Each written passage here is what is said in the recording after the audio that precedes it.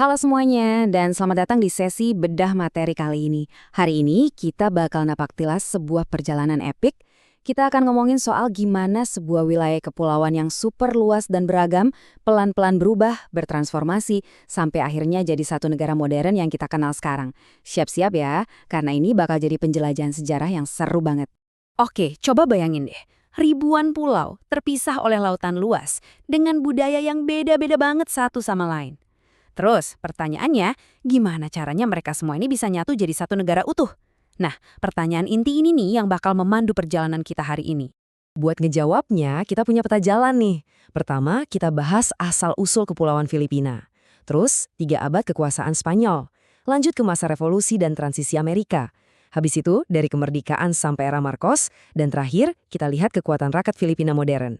Kita masuk ke bagian pertama ya, asal-usul Kepulauan Filipina. Kita bakal ngeliat gimana sih keberagaman prakolonial dan perdagangan maritim mereka jauh sebelum orang-orang barat datang. Wah, coba perhatiin angka ini. 30.000 tahun. Gak nyangka kan, ternyata sejarah manusia di kepulauan ini mulainya sejauh itu. Semuanya berawal dari migrasi lewat jembatan darat oleh suku-suku Negrito yang terus disusul sama orang-orang Austronesia. Bener-bener cikal bakal peradaban di sana loh. Nah, seiring berjalannya waktu, wilayah ini tuh nggak langsung jadi satu bangsa yang seragam. Mulai sekitar abad ke-10, kepulauan ini malah jadi rumah buat macem-macem peradaban. Dari suku pemburu peramu, sampai kerajaan maritim yang gede-gede banget kayak Kerajaan Butuan, Cebu, Tondo, terus ada Konfederasi Madiaas, Negara Mai, sampai Kesultanan Sulo dan Maguindanao. Kaya banget kan budayanya? Menariknya lagi, kerajaan-kerajaan ini sama sekali nggak terisolasi. Mereka itu udah aktif banget berdagang sama tetangga-tetangga di kawasan Asia. Ada Tiongkok, India, Jepang, Thailand, Vietnam, bahkan sampai ke Nusantara, alias Indonesia. Jadi mereka ini udah kayak pusat perdagangan global di zamannya. Terus terang, disinilah letak konflik utamanya. Di satu sisi, kita punya ribuan pulau dengan kerajaan dan kesultanan maritim yang mandiri dan terdesentralisasi. Di sisi lain, datanglah Imperium Spanyol yang bawa satu misi ambisius, penyatuan politik absolut atas seluruh kepulauan. Bener-bener dua dunia yang saling bertabrakan ya. Masuk ke bagian kedua. 3 abad kekuasaan Spanyol yang penuh monopoli kolonial dan pergeseran budaya. Era penjajahan Eropa ini dimulai waktu Ferdinand Magellan mendarat di tahun 1521 dan disusul ekspedisi Miguel López de Legazpi di tahun 1565. 3 abad, bayangin aja, lebih dari 300 tahun kekaisaran Spanyol berkuasa di sana. Itu rentang waktu yang luar biasa panjang, yang pada akhirnya benar-benar mengubah wajah kepulauan tersebut secara fundamental. Selama masa penjajahan itu, Spanyol bawa banyak banget hal baru, mulai dari agama Kristen, mesin cetak Eropa Barat, kalender Gregorian, sampai ngebangun permukiman dan universitas. Tapi, ya mereka juga bawa masalah. Mereka nerapin monopoli perdagangan yang bikin penduduk lokal sama pedagang asing kesel banget, bawa senjata api, dan parahnya lagi, mereka bawa penyakit mematikan kayak cacar. Nah, ada satu fakta yang cukup bikin geleng-geleng kepala. Tahu nggak sih, selama sebagian besar masa kolonialnya, Filipina itu nggak diurus langsung dari Spanyol loh. Karena jarak yang super jauh, wilayah ini malah diatur lewat Spanyol baru alias Meksiko. Dari tahun 1565 sampai 1821. Habis itu, barulah Madrid turun tangan ngatur secara langsung.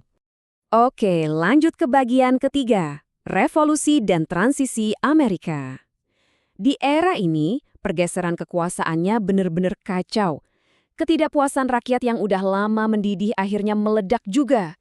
Tahun 1898 ini benar-benar momen yang mengubah segalanya secara instan. Jadi gini, revolusi ngelawan Spanyol yang udah jalan dari tahun 1896 itu akhirnya berujung pada proklamasi kemerdekaan. Tapi lewat Traktat Paris, kendali atas Filipina malah diserahin begitu aja dari Spanyol langsung ke tangan Amerika Serikat. Nyesek banget kan? Biar lebih kebayang, kita lihat garis waktu ini deh. Ini penting banget buat ngelihat betapa kacaunya periode 50 tahun itu. Kekuasaan pindah-pindah dengan cepat banget. Dari revolusi ngelawan Spanyol, Republik Pertama, terus Amerika masuk dan perang pecah di tahun 1899, sempat jadi persemakmuran di tahun 35, terus dijajah dengan brutal sama Jepang pas Perang Dunia Kedua, sampai akhirnya baru bisa merdeka penuh di tahun 1946. Transisi awal masuknya kekuasaan Amerika ini sama sekali nggak mulus ya. Penolakan keras dari rakyat Filipina berujung pada deklarasi perang di pertengahan tahun 1899. Konflik ini benar-benar makan korban jiwa yang luar biasa banyak. Walaupun Presiden Emilio Aguinaldo berhasil ditangkap tahun 1901 dan Amerika resmi mengakhiri konflik di 1902, perlawanan gerilya terus aja berkobar sampai tahun 1913. Kita sampai di bagian keempat, kemerdekaan hingga era Marcos. Gimana ceritanya janji manis ekonomi bisa berujung jadi darurat militer? Mari kita lihat babak baru mereka setelah merdeka penuh di tahun 1946. Coba perhatiin kontras di era ini. Secara objektif, kita bisa ngelihat dua sisi yang beda banget. Di kancah internasional pada tahun 50-an dan 60-an, ekonomi mereka tuh kelihatan sangat menjanjikan, didukung penuh secara politik sama Amerika Serikat. Tapi di sisi lain, realitas di dalam negerinya beda cerita. Darurat militer di tahun 1972 justru diwarnai sama korupsi yang meluas, pelanggaran hak asasi manusia, dan akhirnya memicu bangkitnya pergerakan mahasiswa besar-besaran. Dan itu membawa kita ke bagian kelima, kekuatan rakyat Filipina modern, di mana mereka berusaha keras memulihkan demokrasi dan mencari perdamaian abadi setelah melewati masa-masa kelam tersebut. Ketegangan di era darurat militer itu bagaikan bom waktu yang pada akhirnya meledak, memicu rakyat sipil buat turun tangan langsung. Muncullah revolusi People Power di tahun 1986.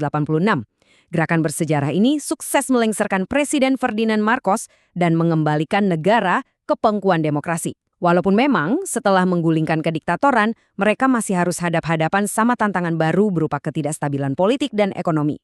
Jadi, kita sampai di satu pemikiran terakhir nih. Menyusul referendum di tahun 2019 yang mengesahkan hukum organik bangsa Moro, pertanyaannya, setelah melewati pencarian persatuan yang panjang banget selama 30.000 tahun, dari era peradaban maritim awal, masa penjajahan berabad-abad, sampai ke perjuangan demokrasi modern, apakah bangsa dengan kepulauan yang super beragam ini akhirnya mulai menemukan perdamaian yang abadi? Pertanyaan yang menarik banget buat kita renungin ya. Terima kasih banyak udah ikut bedah materi kali ini. Semoga wawasannya bermanfaat buat kalian dan sampai jumpa.